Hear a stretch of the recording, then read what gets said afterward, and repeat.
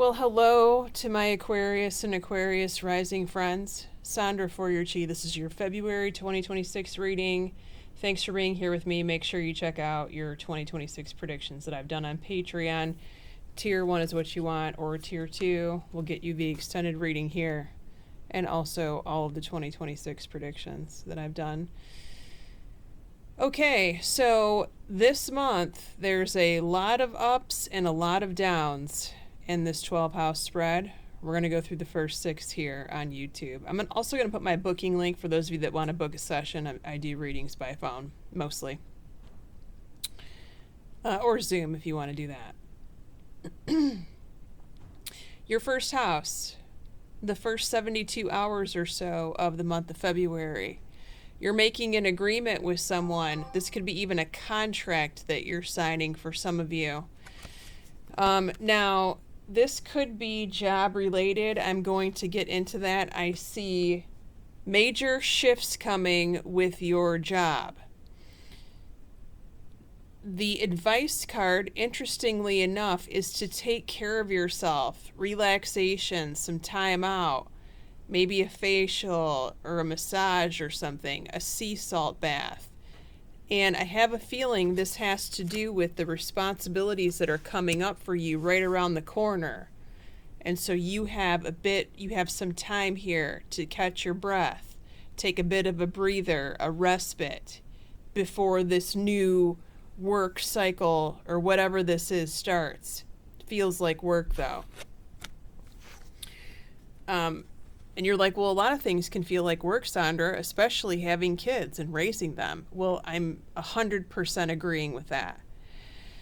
Your second house, your money, your stuff. Who's lying to you about your money or your joint finances? Or who's trying to hide money from you? Or who's trying to hide debt from you? Something's not adding up here with your money. Where is your money going? Are you being given excuses of where it's going? Are you giving excuses of where it's going? These are all things that show up when you get the deception envy card in your second house. I don't like it. I don't like it one bit. There needs to be honesty and open transparency with regard to your money. The other thing is, be cautious of anyone who is asking you to borrow money or co-sign. They have no or very little intentions of paying you back. Just know this.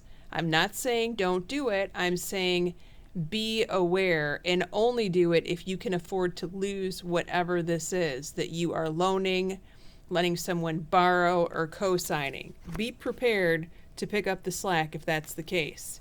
Now, as long as you are on top of things here and you're not letting money wasting away, there is going to be more prosperity for you. But let's face it, where there's a warning, there's action that needs to be taken, right? Your third house, your brother or sister, they are struggling financially. Now, this could be something that they go through.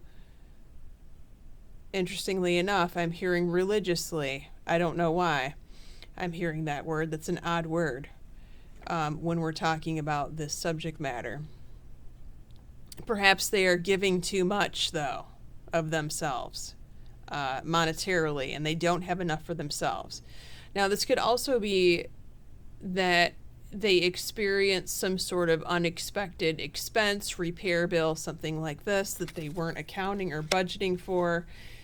The advice card is to pay attention to the repetitive messages that they keep getting in their head over and over and over again. It is a sign, okay? If you can pass that message along, please do.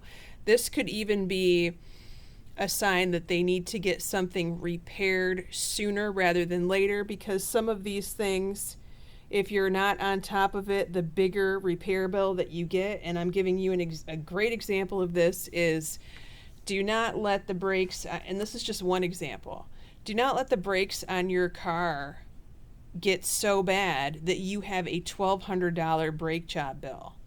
The sooner that you get it, they call it maintenance for a reason. The sooner that you replace those brake pads and the rotors, if that's the case, the less expensive it is, because then you're not wearing down your master cylinder, you're not wearing down your brake shoes, etc.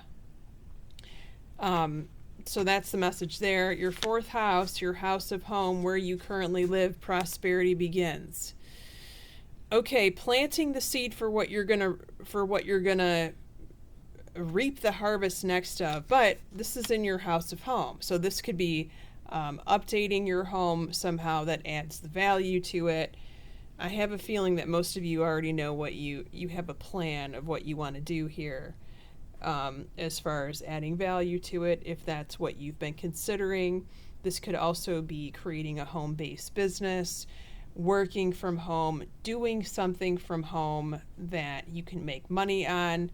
Now, these are times to plant the seeds, but this is like, yes, you're planting seeds, but you're also planning and preparing for what you're going to do next here. Again, the message of rest comes up here. Resting at home. Now, this could even be making improvements to your home some way that helps you feel more rested.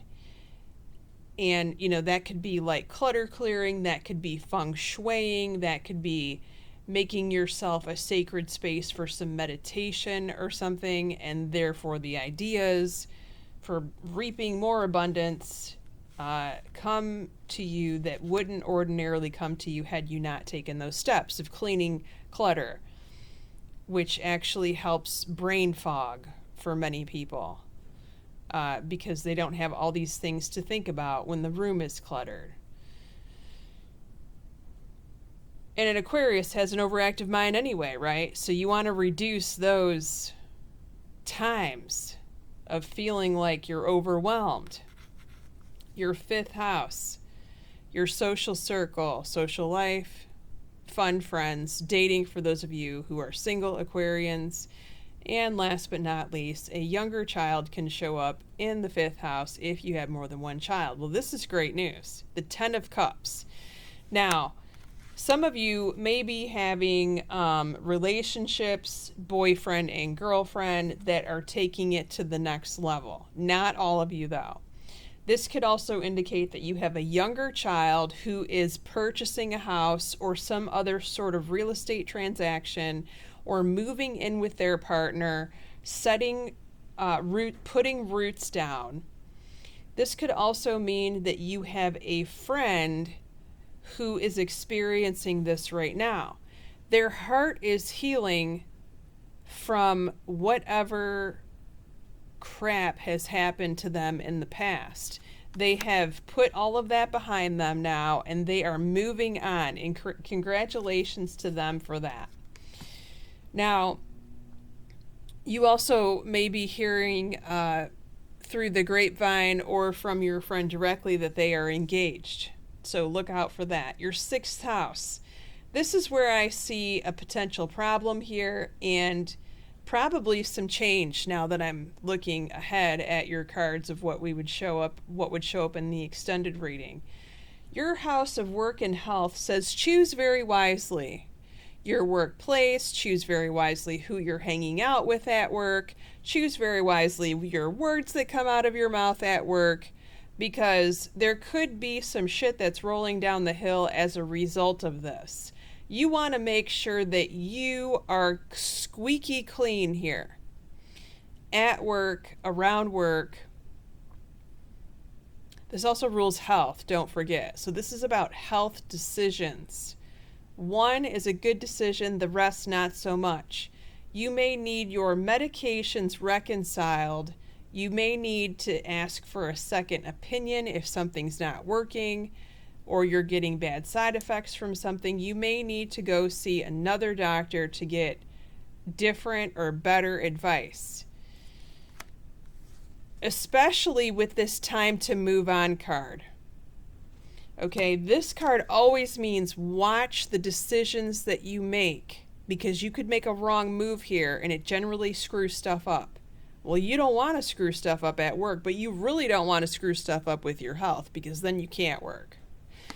Do you see what I'm saying? So the time to move on card says it's time to let go of the old and worn out and the broken, by the way, so that the new can come in. And I know that a lot of people I'm making sense with here with that statement. I want to look at who's around you in your 7th house of primary relationships and business partnerships before we go to the extended reading. You've got another Aquarius here. Wow. With the Fool card. That's another Aquarius. You also have the Emperor, interestingly enough, and I would always read the Emperor as an Aries. Could be another fire sign, a Leo, Sag, but really the Emperor is like the general of the army, you know, the god of war, the Aries, that kind of fire. If you want to follow me in the extended, the link is below. It's on Patreon, Tier 2, and you can also get the yearly predictions for the 12 signs that I've done on Tier 2, included in that package. It's a little over $5 to view all of them for the month. We're going to be looking over your 7th house of primary relationships and business partnerships. Your 8th house of taxes, contracts, legal matters, the source of your significant other's income, if that applies. Your 9th house of school and travel. Your 10th house of career and your mother. Big news there, by the way. Your 11th house of your eldest child or your best friend. And the 12th house, what's about to happen 3 months from now. Are we in the month of April already? February, March, April. Sorry, May. In the month of May. That is the future card. Thank you so much for being here with me on YouTube. Many blessings to all of you. Take care.